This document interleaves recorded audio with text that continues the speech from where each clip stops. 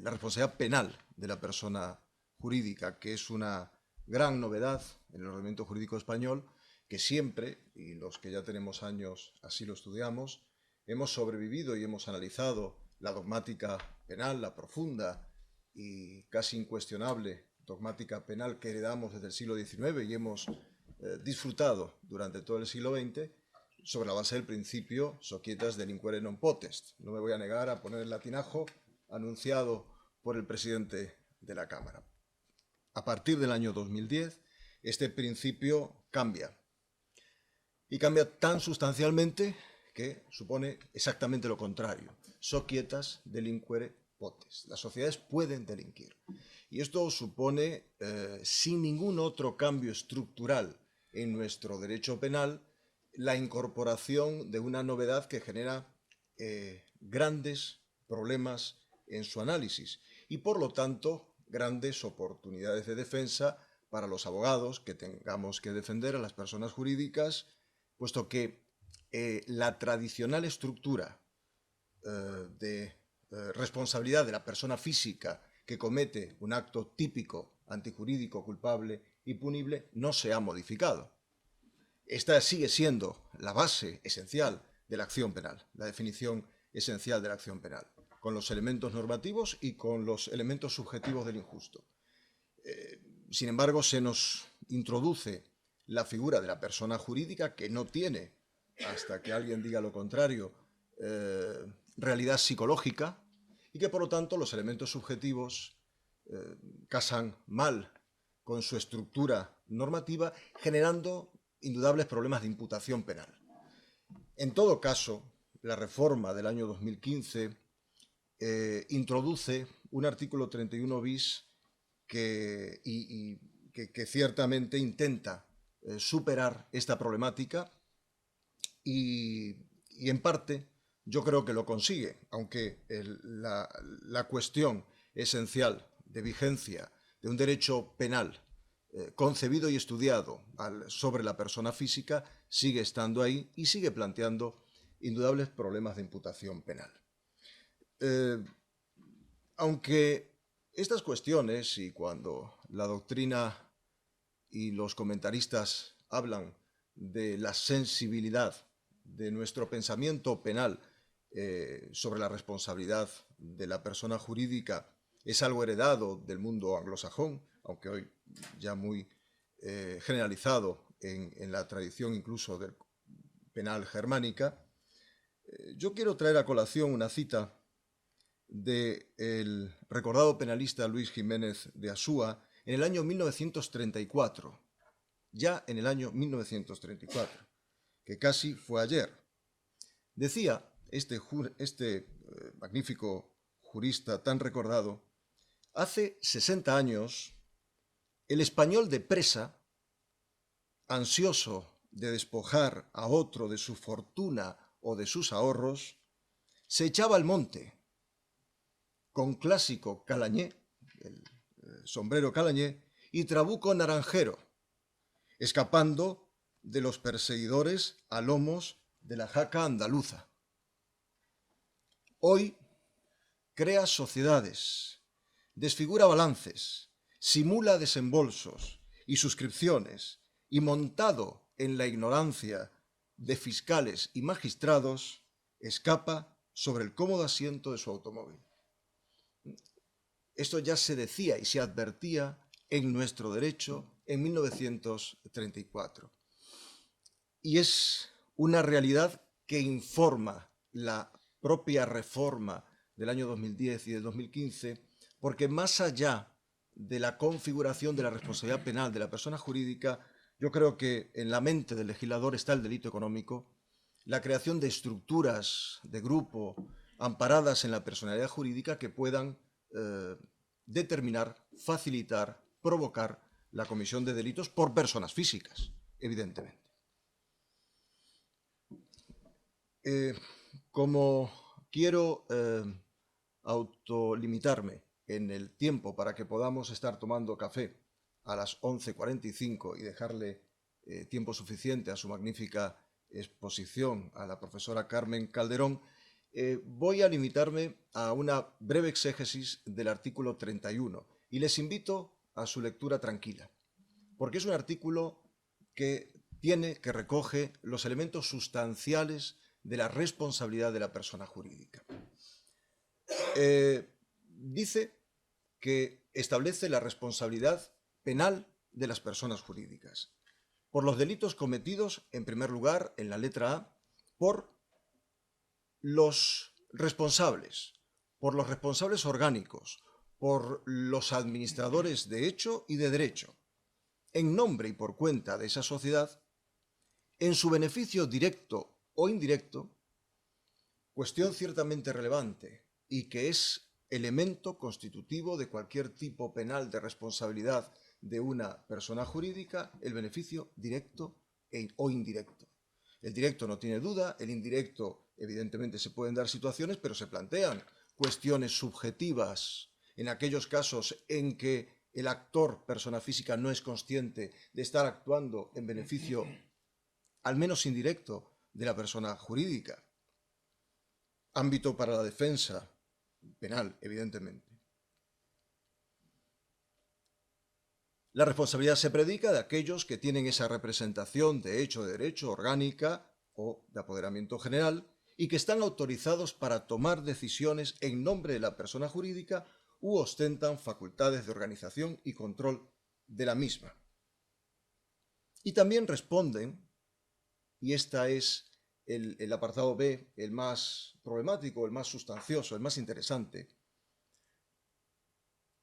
las personas jurídicas de los delitos cometidos en el ejercicio de actividades sociales y por cuenta y beneficio, directo o indirecto también, de esas personas jurídicas por quienes estando sometidos a la autoridad de la persona jurídica y de las personas físicas que llevan adelante las personas a que hace referencia el apartado A, en el apartado anterior. Por lo tanto, y un inciso en la interpretación de este artículo, el apartado B, al hablar de aquellas personas que están sometidas a la autoridad, está haciendo referencia no únicamente a aquellas que tengan un vínculo laboral, sino a terceros que tengan otro tipo de vínculos y que puedan participar de acciones con relevancia penal de la persona jurídica.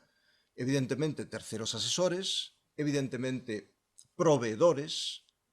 Se citaba aquí antes de las importantes obligaciones que el compliance de un importante grupo gallego impone a la Cámara, evidentemente.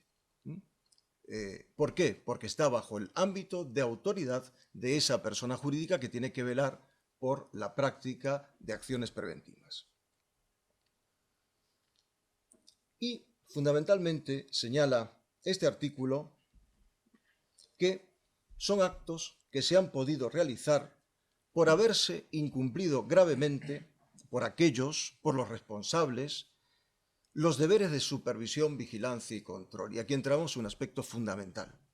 la existencia y la realización por parte de los responsables, la adopción de medidas de cumplimiento. Medidas de cumplimiento que contemplen, describan el riesgo, establezcan con precisión las medidas a adoptar y sean capaces de prevenir con eficacia o reducir sustancialmente los efectos de una acción delictiva. Efectivamente, como decía el profesor José Luis García Pita, la norma, el artículo 33 bis, establece con claridad un marco de exención de responsabilidad, completa e incompleta. Va a ser completa cuando el órgano de administración haya adoptado o ejecutado con eficacia esos modelos de organización y gestión que incluyen las medidas de vigilancia y control idóneas para prevenir estos delitos. También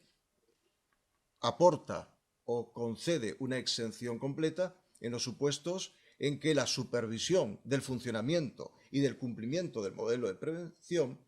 implantado haya sido encargado a un órgano, individual o colectivo, con poderes autónomos de iniciativa y de control. Ese órgano, que es el compliance officer o el comité de compliance debe ser autónomo, debe ser independiente, debe tener autonomía financiera, debe ser eficaz y sobre todo debe ser proactivo. No se trata de una práctica reactiva como ocurre con los tradicionales comités éticos. No, es proactivo, tiene que investigar y tiene que llegar a la identificación del riesgo y tomar las medidas necesarias para evitarlo o reducir sus consecuencias en el mejor de los casos. Sea como órgano descentralizado, que es el mejor de los supuestos y más eficaz,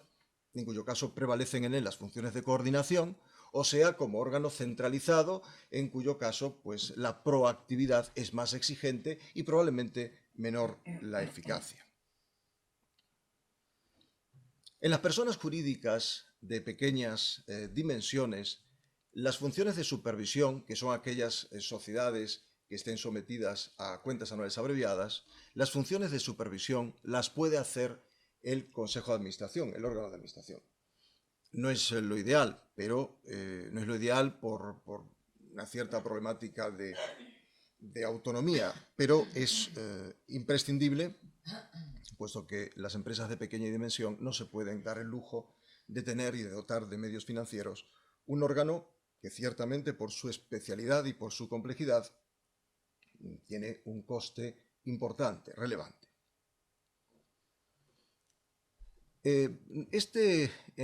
Como consecuencia de la última reforma del año 2015, el Código Penal nos aporta los elementos básicos,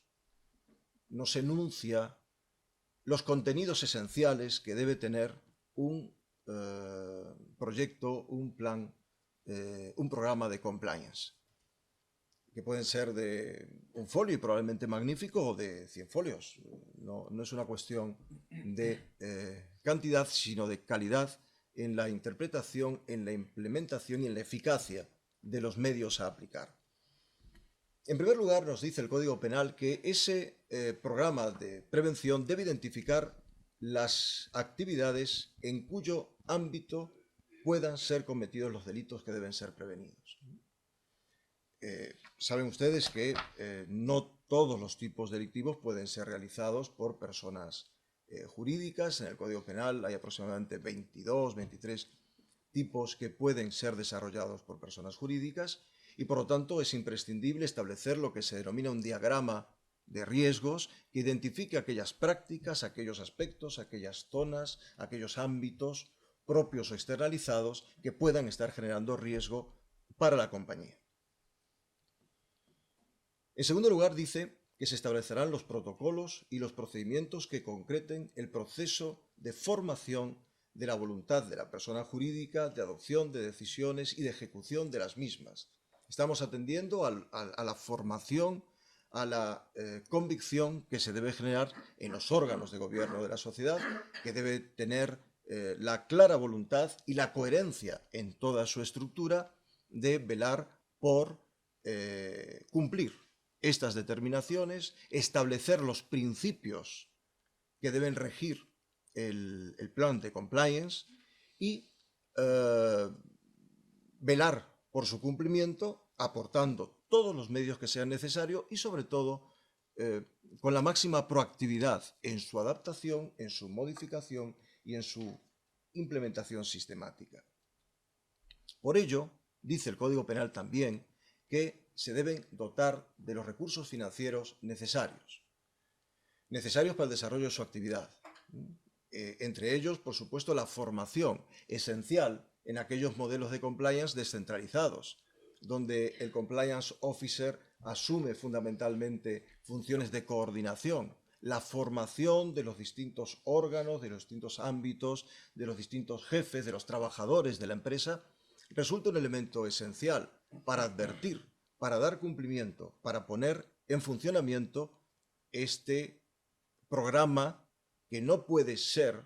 un programa estático creado con la finalidad de ganar la exención, sino que tiene que implementarse porque si no, no va a tener el efecto penal que se pretende. También señala el Código Penal que tienen que imponer la obligación de informar de posibles riesgos e incumplimientos al organismo encargado de vigilar el funcionamiento y observancia del modelo de prevención. Supone modificar contratos laborales, supone entrar y consagrar esta obligación en la contratación externa, supone definir en el programa el alcance de estas obligaciones. Y por último nos dice que se debe establecer un sistema disciplinario, claro, evidentemente un ámbito coactivo que garantice el cumplimiento de este programa por todos. Ese sistema disciplinario es probablemente uno de los aspectos más complicados, puesto que implica entrar en la negociación colectiva empresarial en el mejor de los casos, en el establecimiento de cláusulas contractuales en los contratos de trabajo que determinen o que establezcan estas obligaciones como ámbito sancionador. Y por último, un aspecto que pone de manifiesto la necesaria proactividad, adaptación, evolución del sistema,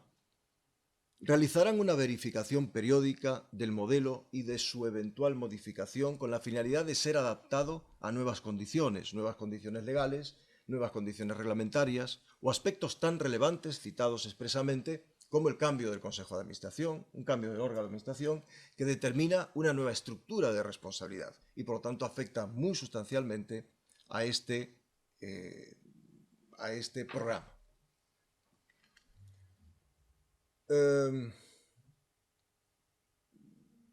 Por último, señalar que la responsabilidad no se predica del Estado, no se predica de los órganos previstos en la LOFAGE, en la Ley de Organización y Funcionamiento de la Administración General del Estado, en coherencia o en línea con lo que ocurre en otros ordenamientos jurídicos de nuestro entorno. La responsabilidad penal es de los ciudadanos y se exime al Estado de semejantes riesgos. Al Estado como tal puede tener sentido, a los organismos autónomos, empresas públicas y demás contempladas en la LOFAGE puede que no lo tenga tanto. En todo caso, la ley orgánica nos obliga por jerarquía y por literalidad.